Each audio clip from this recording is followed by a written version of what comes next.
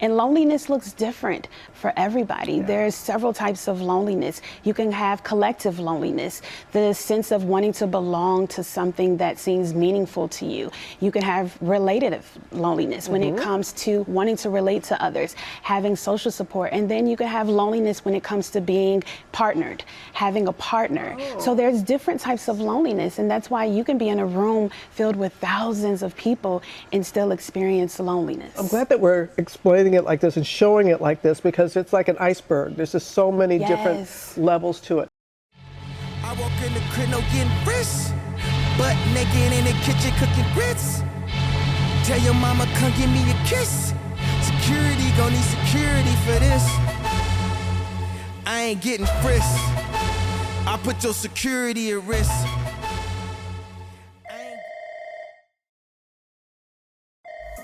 Imagine our world like a big-ass community where everybody got their own dope little spot. Lights on, doors wide open, but nobody's knocking or stepping out to chop it up with each other.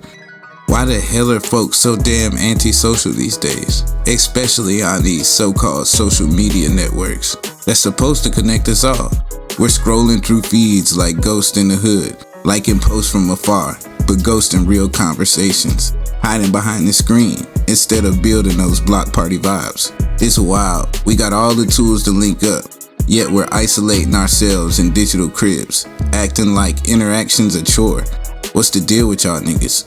Are y'all scared of the messiness of real bonds, or just too comfortable in your solo lanes? This paradigm makes me wonder. So I think we should look into the method of madness of antisocial behavior on social networks.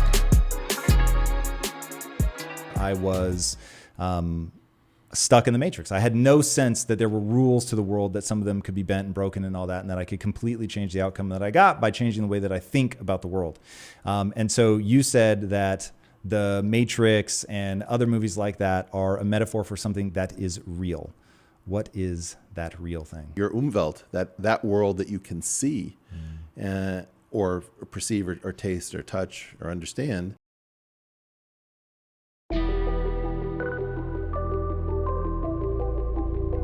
One big reason folks are pulling this antisocial stunt on social media is fear.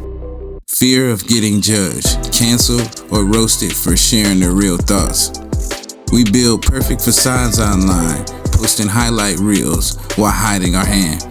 Because one wrong move and the whole block will turn on your ass like a bad barbecue. We'd rather ghost the party than risk awkward conversations that might expose our true selves, keeping us locked in a single player mode, scrolling safely from the couch. Damn. When did vulnerability become the enemy in a spot meant for connection? Another vibe killer is the overload of content. Feeds flooded with drama, ads, and opinions faster than you can process, making real engagement feel like a chore. We're drowning in this digital noise, so instead of hitting up your neighbor for a genuine chat, we lurk from afar, avoiding that energy drain of a real conversation. This shit is wild, how tools of unity end up peeling us apart.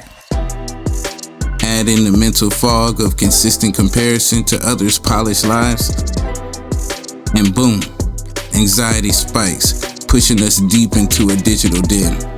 It's crazy how we're all in this massive community, yet we choose to isolate. Cause staying low-key feels easier than risking it all. Risking all what? What's really good with us?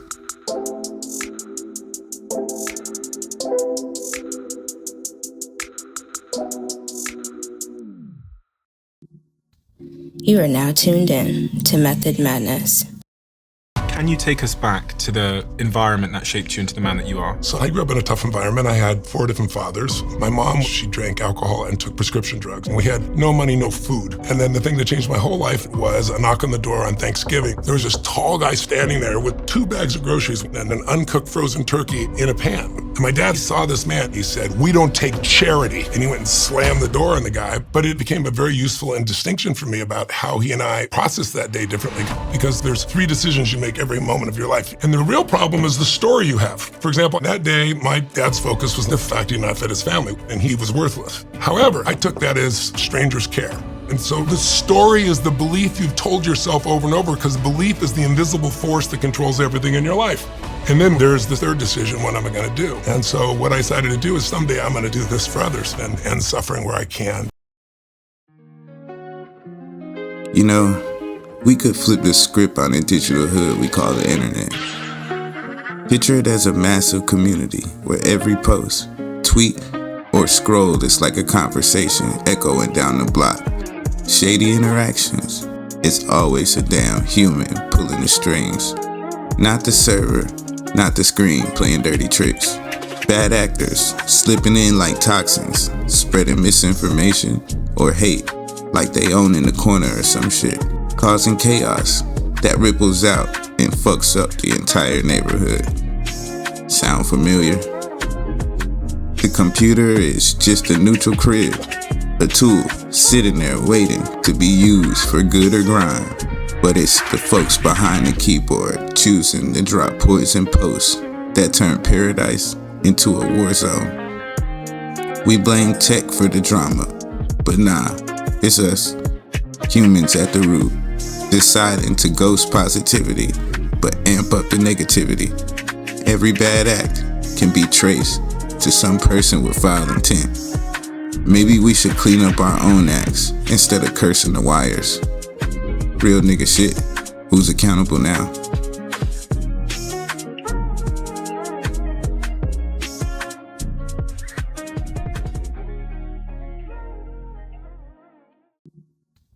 You are now tuned in to Method Madness. Okay.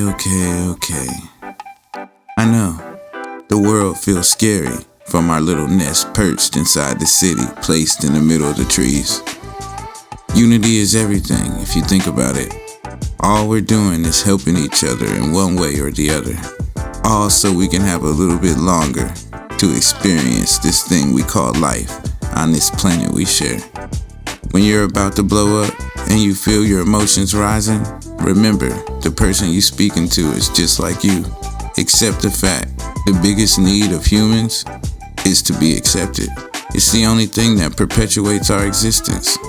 If we didn't, Mother Earth would take us in our solo endeavors to never be noticed or to no longer exist. Honor thy neighbor. Lead with love. Give them the opportunity to be the person you wish you had a chance to be.